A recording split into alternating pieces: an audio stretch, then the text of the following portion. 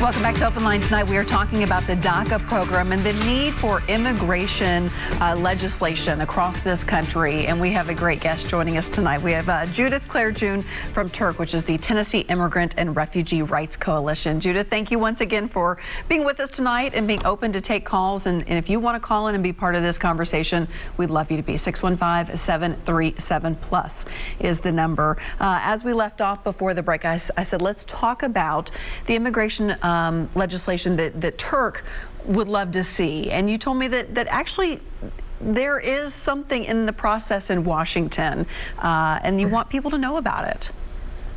Yeah, absolutely. So right now, Congress has the opportunity to pass or to create a pathway to citizenship through the budget, right? And so there's a process called the budget reconciliation process. And so there's a way that Congress can include a pathway through that, because immigration or creating a pathway to citizenship would have such a clear impact on the economy.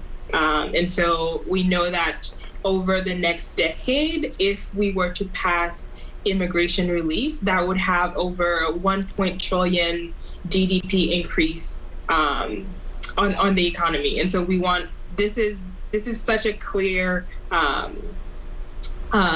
it's such a clear need. And so we really want to make sure that Congress takes this opportunity to create the solution, not only because it makes sense and it benefits all of us, but also because there are so many families who have been waiting and who have been fighting for a solution.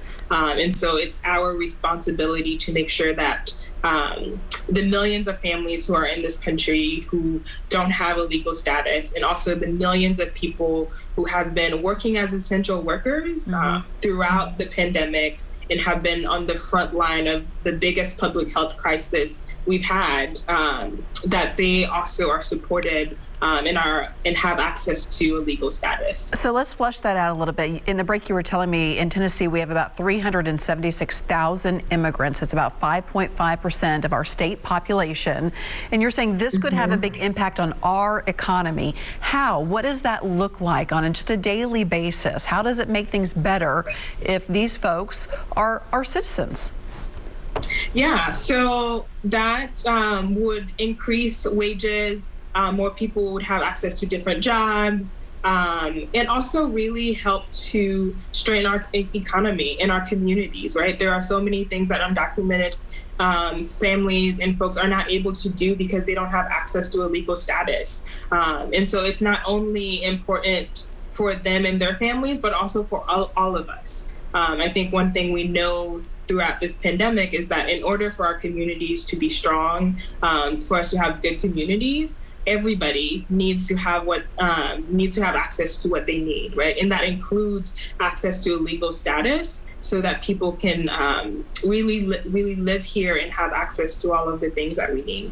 Correct me if I'm wrong, but I remember us doing a story not too long ago with someone I think who has received services through TIRRC, and she was saying, I'm going to school, I'm in college to become a teacher, but unless I can basically get citizenship, then I can't take my boards to become a teacher. So in that case, she's kind of relegated perhaps to a lower paying job, or a job that's off the books perhaps, because here she is getting the training to be a teacher, but then can't become one, and we need them so badly. Yeah, absolutely. There's a lot of students or young folks right now who were, especially with this recent DACA decision, who are counting on that for their future careers or their future decisions, but now that's in limbo, right? They're not sure how do I get access to a legal status to continue and plan for my future. And we're really doing a disservice to so many people in this country, to so many people in our communities, by not creating a pathway for them to gain access to a legal status. This issue, like so many, has become so politicized. Is that the biggest obstacle that you all are running up against? Yeah, I think it is really saddening that the lives of millions of people that millions of families have become, in some ways, political bargaining chips over the past few years and decades, right? That is really sad. We have a moral responsibility as a country to make sure that we are protecting families who live here, right? That we are that folks have access to what they need, and that includes a legal status. And so it is really time for Congress to put away the partisan games, right? This is about people's lives. This is about their kids, their parents, their families, and we need to make sure that we do right by them. You know, some people who are watching tonight are saying, what I hear you saying is open the floodgates and let anybody in who wants to be in and let them be Americans. Is that what you're saying?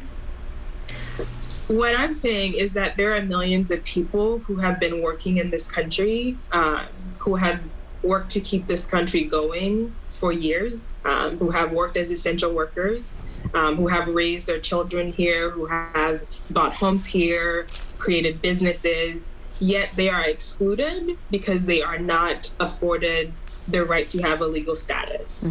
And we need to do right by them, right? This is about making sure that we are answering the need of so many families who are already here. You know, one thing that when I was reading up on the DACA program, it said there are stipulations for this, not only the 2-year renewal, but somebody had to be in the U.S. before the age of 16, had to be under 30 at the time of the program's implementation. They had to be a current student, a high school graduate, GED holder, or honorably discharged as a veteran of the U.S. Armed Forces, and must not pose a threat to national security or public safety. So even this program had parameters. Absolutely, right? DACA is only for a small section of people that met all of those requirements and also could afford to pay the fee to renew every 2 years, right? And so it changed a lot of lives, made so many things possible for a lot of people. And there are also so many others who are left out. And I think that's why it's so critical for us to create a pathway that is not only more expansive and include all of the people who have been left out, but also provides a permanent solution where people are not either constantly having to pay money to stay with their families or constantly worried about what am I going to do if a judge decides to end this program.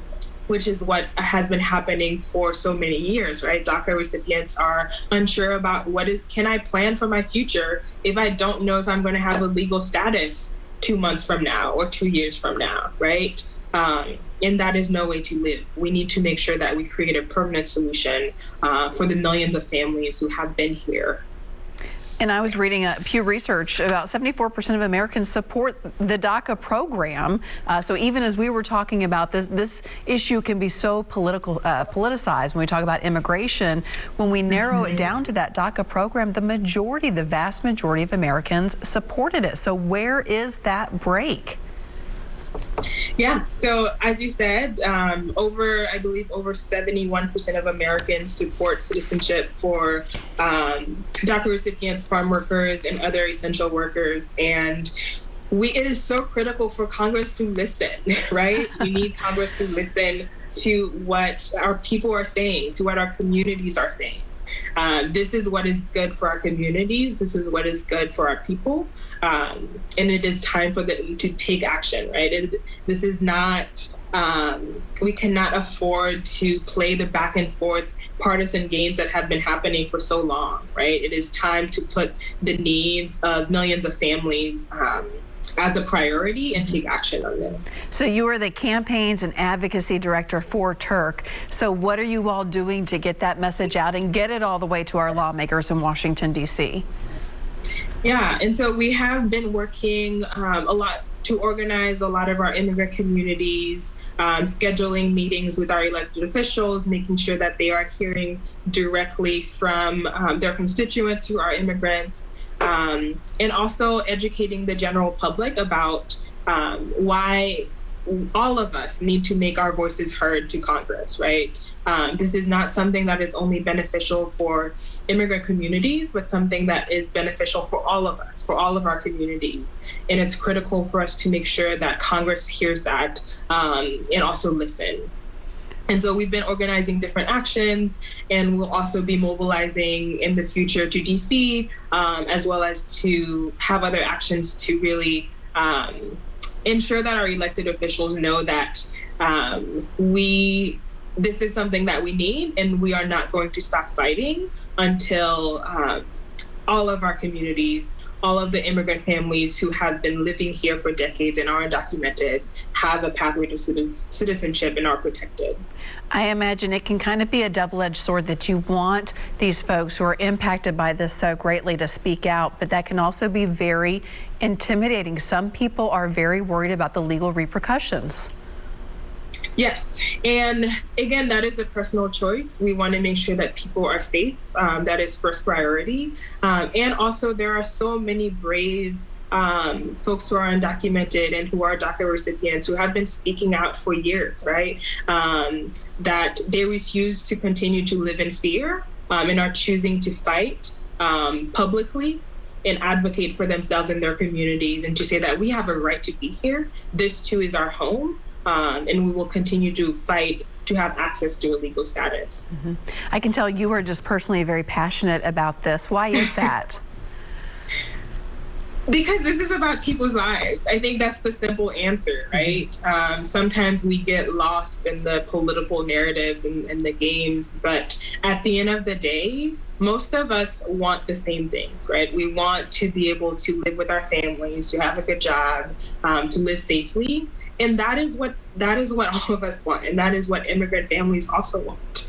And that is what we are fighting for, right? To make sure that people are staying with their families, can live safely, and not be living in fear and worried that they're going to be separated from their kids or their parents. And so that is something that we can all understand. And it's really important for us to prioritize and center what this is about. Right. Okay, we're going to take another quick break. When we come back, more of this conversation. You're invited to join in 615-737+. We'll be right back.